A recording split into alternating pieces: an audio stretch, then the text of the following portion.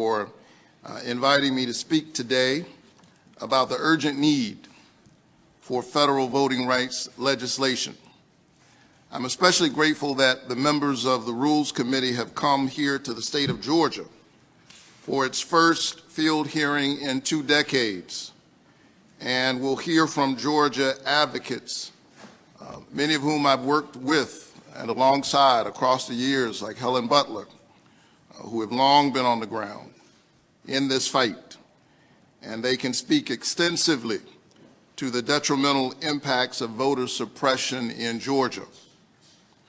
Over the last year, Georgia has become ground zero for the sweeping voter suppression efforts we've seen gain momentum all across our country. We saw record-breaking voter turnout in our last elections. What we did in Georgia this last election in terms of turnout should have been celebrated by everyone, regardless of political party. But instead, it was attacked by craven politicians who were more committed to the maintenance of their own power than they are to the strengthening and maintaining of our democracy. Spurred by the big lie, these same actors are now busy rolling back voting rights in a way that we have not seen in size and scope since the Jim Crow era. In fact, Georgia became the first of now 19 states in just a few short months to pass laws that restrict voter turnout in the wake of the November 2020 election. My home state exemplifies the effectiveness of these suppression efforts, as well as the power and the opportunity of what federal voting rights legislation can accomplish. Your vote is your voice, and your voice is about your human dignity.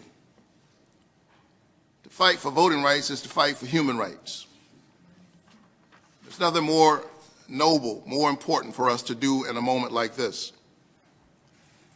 And sadly, what we're seeing in Georgia is an attempt to deny certain people the ability to have their voices heard in our democracy. As I've said time and time again, some people don't want some people to vote. So they're trying to deny access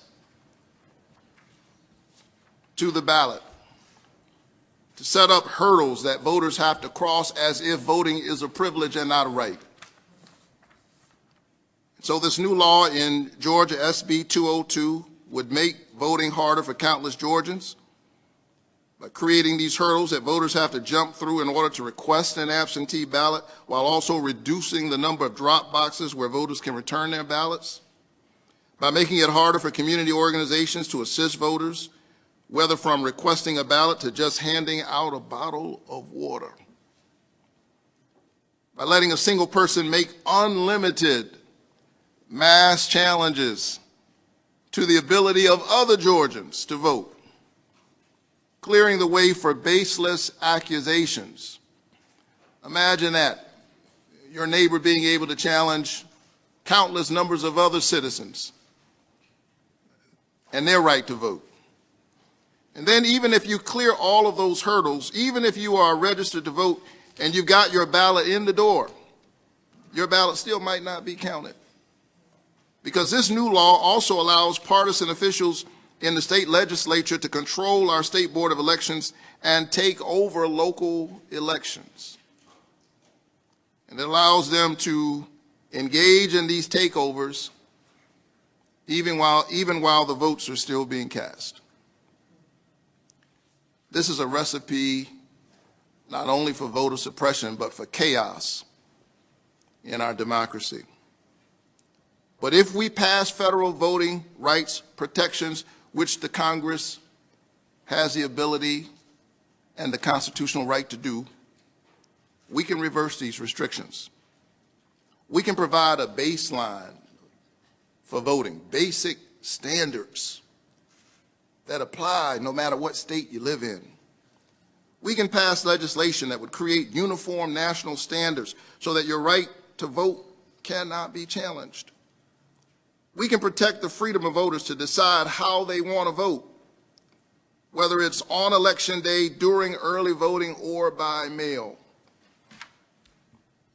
And we can strengthen election security by providing new funding for states to replace old voting machines and enhance training for election administrators. And so along with Chair Klobuchar, as well as our colleagues and Senators Merkley, Warner, and Georgia Senator John Ossoff, I've also introduced the Preventing Election Subversion Act. This legislation would address some of the specific challenges we're seeing in Georgia by stopping mass challenges against voters and preventing state takeovers of local election boards. I want to be clear. Congress must take action on voting rights, and we have no time to spare. There is nothing more important for us to do this Congress. Since January, nearly 400 bills that would restrict voting have been introduced in 48 states. They passed in 19 states. And as we speak, the Texas legislature is trying to become the next state. We Americans live in a great house that democracy built. And right now, that house is on fire. What good is it to expand the foundation if the house is on fire? And so we have to have national standards that push against what we're seeing in Texas and Georgia and all across our country.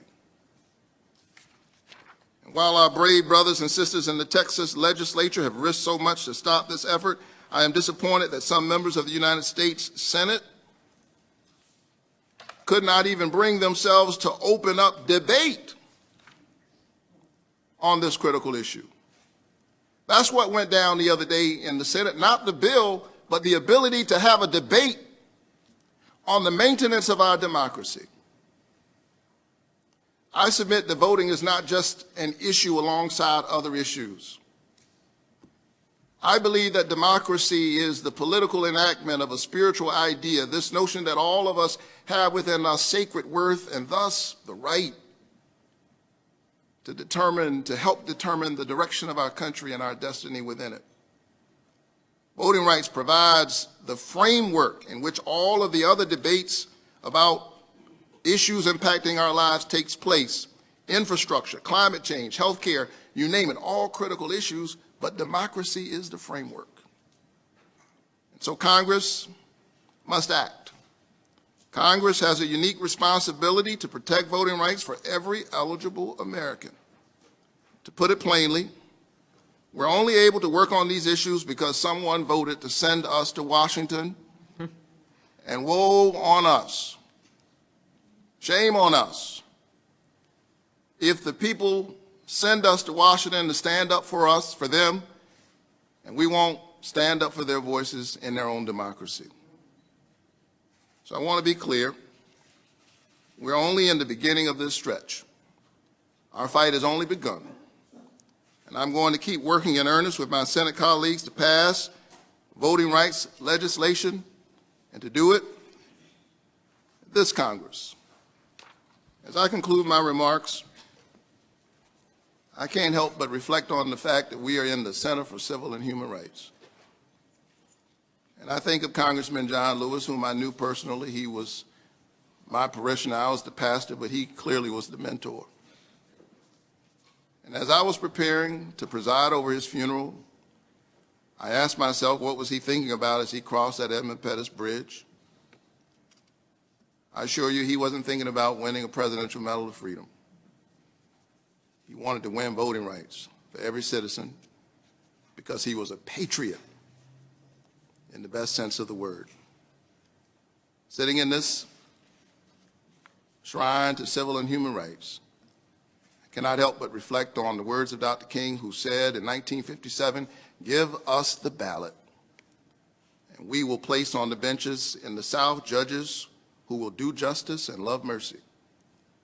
And we will send governors to lead us who have felt not only the tang of the human, but the glow of the divine. This is a sacred moment. This is an inflection point in our country. We are in a 911 emergency for our democracy. History is watching us, and the future is waiting to see if we will act. Thank you, and thanks for being such a patriot. Thank you very much, Senator.